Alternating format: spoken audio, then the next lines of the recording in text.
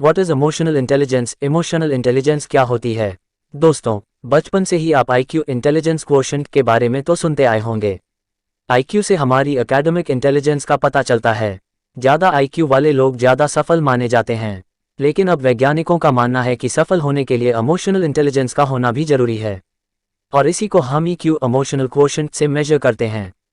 वास्तव में high IQ वाले लोग बहुत बार सफल नहीं हो पाते, बल्कि जिन लोगों में आईक्यू और ईक्यू का सही बैलेंस होता है, लाइफ में वे ही सफल होते हैं। परिभाषा: इमोशनल इंटेलिजेंस का मतलब है अपने अंदर के इमोशंस को समझना और उन्हें खुशी हासिल करने के लिए कंट्रोल कर पाना। हेलो दोस्तों, 1M समरी चैनल में आपका फिर से स्वागत है। आज हम जिस किताब के बारे में बात करने वाले हैं वो किताब डैनियल गोलेमन ने लिखी है। इसका नाम है इमोशनल इंटेलिजेंस। आइए कुछ एग्जाम्पल्स से समझते हैं कि ईक्यू कितना इंपॉर्टेंट है। 1. क्या आपने कभी अनुभव किया है कि किसी को डांट पड़ी हो और वह रोने लग गया हो? ऐसा इसलिए होता है कि डांट पड़ने से उस व्यक्ति में डर का इमोशन आ जाता है। वह उसे ठीक से समझ नहीं पाता और रोने लगता है। तो यहाँ पर अगर उस व्यक्ति में ईक्यू ज़्यादा हो तो वह अपने डर के इमोशन पर काबू पा सकता है। जिस चीज़ के लिए डांट पड़ी है वह उसके लिए अपोलोजाइज कर सकता है और अपनी भूल को सुधार सकता है और खुद में कॉन्फिडेंस का इमोशन ला सकता है। 2. कुछ स्टूडेंट्स टॉप क्यों करते हैं और दूसरे फेल क्यों हो जाते हैं?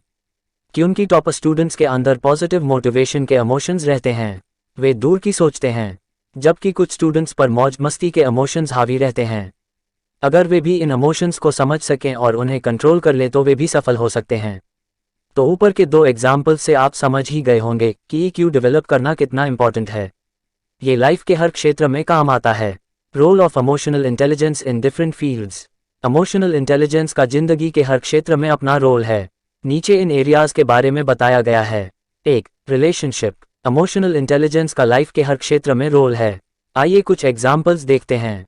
सबसे पहले, आपका पार्टनर के साथ जो रोमांटिक रिलेशन है उसमें इमोशंस की काफ़ी वैल्यू होती है। हर बार आप अपने पार्टनर को फील करवाएं कि आप उनसे प्यार करते हैं, उनकी केयर करते हैं, उनकी हमेशा रक्षा करेंगे और हमेशा कठिन परिस्थिति में भी आप उनका साथ देंगे। इससे आपका रिलेशन बहुत ज़्यादा स्ट्रॉन्ग रहेगा और आपका पार्टनर आप पर पूरी तरह से ट्रस्ट करेगा और वह भी इन इमोशंस को आपके प्रति रेसिप्रोकेट करेगा। 2. ऑफिस। अगर आप ऑफिस में काम करते हैं और आपके नीचे कुछ लोग काम करते हैं तो आप उनके प्रति सिंपैथी वाला रवैया रखें। उनके काम को हमेशा अप्रिशिएट करें, उन्हें और अच्छा करने के लिए मोटिवेट करें। उनकी गलतियों पर बेवजह न डांटें, बल्कि उन्हें ठीक करने के लिए प्रेरित करें। उन्हें बताएं कि उनका बहुत ज़्यादा कंट्रीब्यूशन है। हमेशा उनका मान सम्मान करें। ये सब करने से आपके उन एम्प्लॉयज़ के अंदर आपके लिए बहुत ही ज़्यादा रिस्पेक्ट के इमोशंस जागृत होंगे। वे हमेशा आपके लिए वफादार रहेंगे और हमेशा आपकी कंपनी के लिए दिल लगाकर काम करेंगे और इस तरह से आपकी कंपनी बहुत ज़्यादा सफल होगी। 3. पेरेंट्स। आजकल बहुत से लोग अपने पेरेंट्स को इग्नोर करने लगे हैं। इससे पेरेंट्स को अंदर ही अंदर बहुत दुख होता है, क्योंकि उन्होंने अपने बच्चों के लिए बहुत त्याग किया होता है। खुद आधे पेट रहकर भी वह ये सुनिश्चित करते हैं कि उनका बच्चा अच्छे से खाए, अच्छा पहने, अच्छे स्कूल में पढ़े, लेकिन बड़े होकर यही बच्चे उन्हें इग्नोर करने लगते हैं। इसलिए हमेशा अपने पेरेंट्स का हाल चाल पूछते रहे, उनकी सेवा करते रहें, ये देखें कि उन्होंने अच्छे से खाया है या नहीं। इससे आपके पेरेंट्स के दिल में भी आपके लिए बहुत ही प्यार के इमोशंस रहेंगे।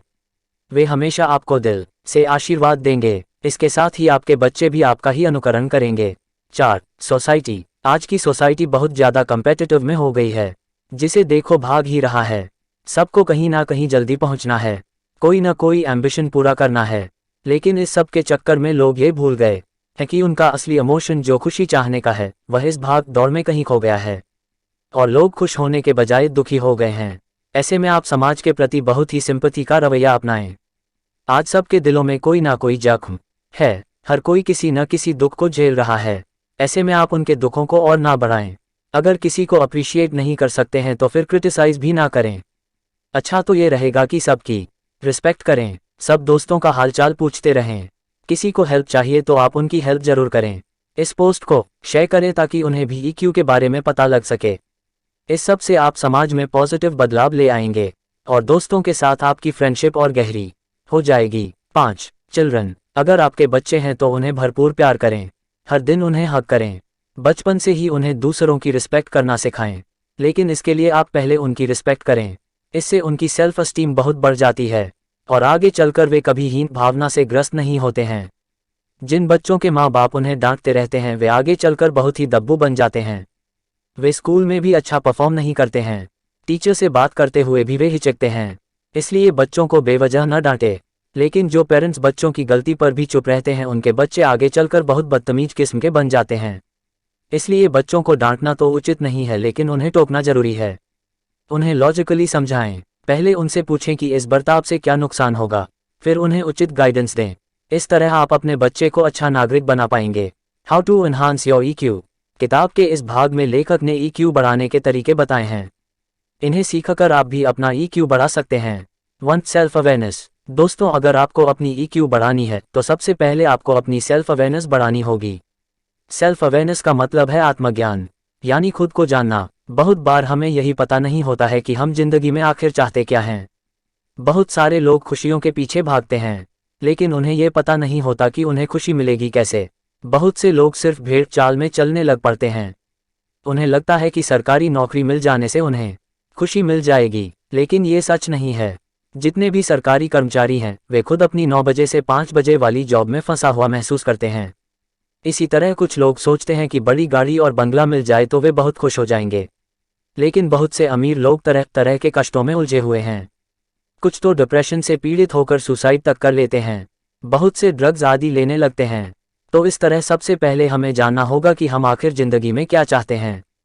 इसके लिए आपको अपने अंदर सेल्फ अवेयरनेस बढ़ानी होगी। लेकिन सेल्फ अवेयरनेस के रास्ते में सबसे बड़ी रुकावट होती है हमारे अंदर इमोशंस का कन्फ्यूजन।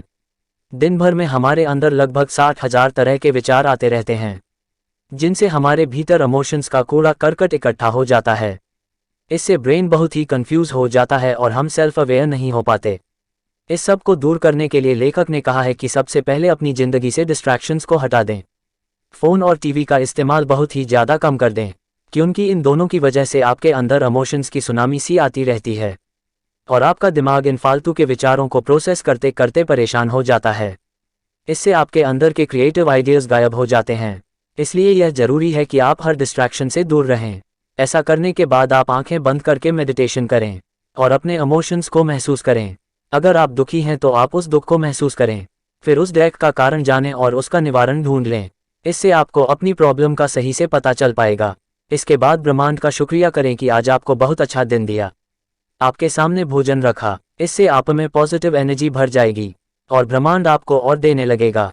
इस तकनीक से आप सेल्फ अवेयर होंगे, यानी अपने आप को जानने लगेंगे और आपके जो असली इमोशंस हैं आप उनके करीब आएंगे। आपको भेड़ चाल में चलने की जरूरत नहीं रहेगी। आप वही काम करेंगे जिसे करने से आपको खुशी मिलती है। 2. Channelise your emotions. अपने इमोशंस को एक सही दिशा में चैनलाइज करना सीखें। अगर किसी बात से गुस्सा है तो उस गुस्से को निकालने के लिए आप एक्सरसाइज का सहारा ले सकते हैं। अगर कोई फ्रस्ट्रेशन है तो उसे चैलेंज में कन्वर्ट कर सकते हैं। जैसे अगर पड़ोसी ताने देते हैं तो आप मन ही मन ये डिसाइड कर सकते हैं कि एक दिन आप बहुत ही सफल इंसान बनकर दिखाएंगे। फिर उस कार्य में जुट जाएं, न कि गम के सागर में डूब जाएं और न ही किसी एडिक्शन में फंस जाएं। इसी तरह से अगर आपके मन में गम या डैक का इमोशन है तो उससे बहुत ही क्रिएटिव काम कर सकते हैं। कविता, गीत, गज़ल, पेंटिंग, किस्सा, कहानी, उपन्यास आदि बना सकते हैं। आपने देखा होगा कि जितने भी आर्टिस्ट हैं वे अपने संघर्षों की पीड़ा को अपनी कला में डाल देते हैं और ऐसे उनके मास्टरपीसेस बनते हैं। तो इस तरह किसी भी इमोशंस को आप आउटबर्स्ट में कन्वर्ट ना करके बल्कि उसे एक पॉजिटिव डायरेक्शन दे सकते हैं। इससे भी आप इमोशनली इंटेलिजेंट बन पाएंगे।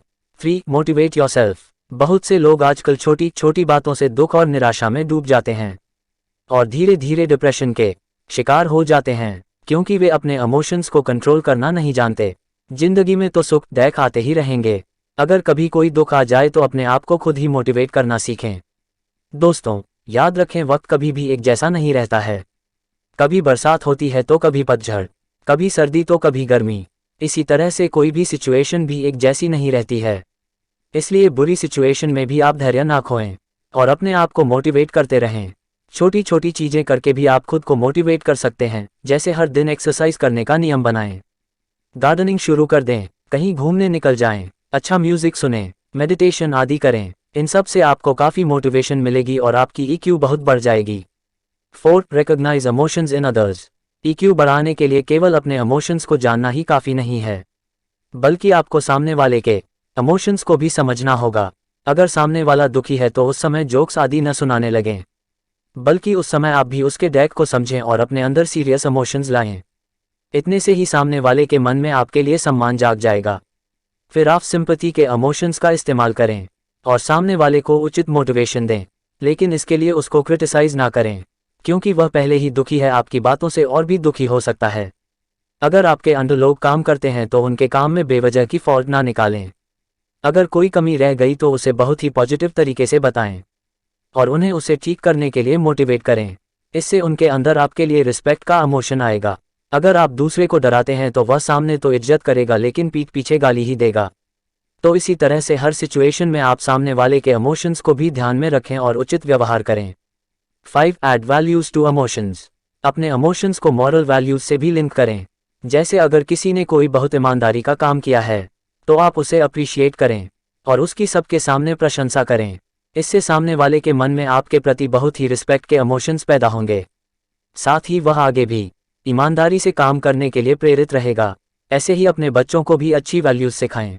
जब भी वे कुछ अच्छा कार्य करें तो आप उनकी भरपूर तारीफ करें। इससे उन्हें लगेगा कि जब कोई अच्छा काम किया जाता है तो इससे काफ़ी खुशी मिलती है, क्योंकि लोग अच्छे कार्य की तारीफ करते हैं।